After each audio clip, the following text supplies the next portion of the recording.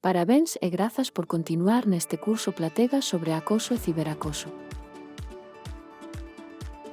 O módulo que inicias, titulado Anticípate, quere ensinarche a detectar e previr as situacións de acoso e ciberacoso, construindo espazos seguros nos centros a través do traballo en convivencia positiva. Como profesor ou profesora, xa tes unha mirada experta habituada a observar o teu alumnado. Neste módulo, perfeccionarás esa mirada para advertir sinais de alarma que indican acoso. Con todo, o acoso pode ocorrer cando non estamos presentes. Oculto a observación das persoas adultas. Porque esa invisibilidade, como xa sabes, é propia desta forma de maltrato. Coñecerás ferramentas como os sociogramas, os cuestionarios estandarizados, as sondaxes ou dinámicas que che axudarán a advertilo con prontitude, permitindo unha intervención rápida e eficaz.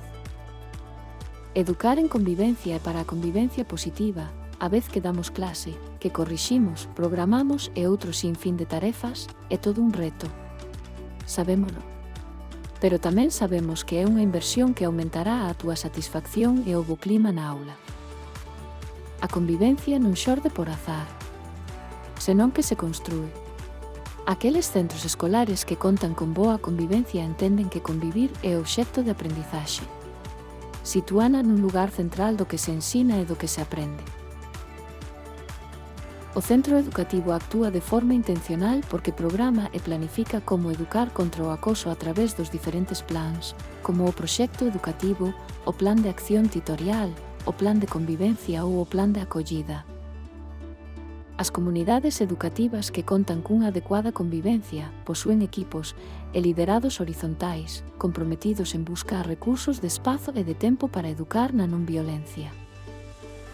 Crean estruturas para que o profesorado traballe en equipo en prol de espazos de benestar e participación para o alumnado.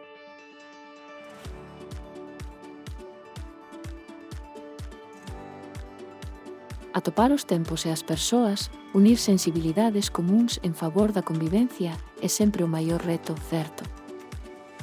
Mais pensa que o alumnado ten dereito a que os centros escolares sexan lugares seguros. Non hai calidade sen a participación deles e delas para construir escolas con relacións saudables. Estruturas que fan que estes sintan que forman parte da solución contra o acoso.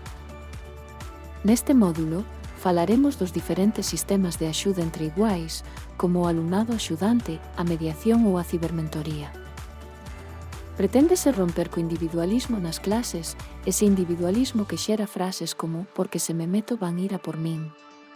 A cousa non vai comigo. Se fago tamén destas bromas, aceptaranme no grupo. Soche, non si? En definitiva, ensinar a estar presentes e a observar activamente en situacións onde o apoio, o respeto e a solidariedade entre iguais son imprescindibles. Aprenderás sobre as prácticas restaurativas que fomentan vínculos entre iguais, escoita mutua e cohesión de grupo.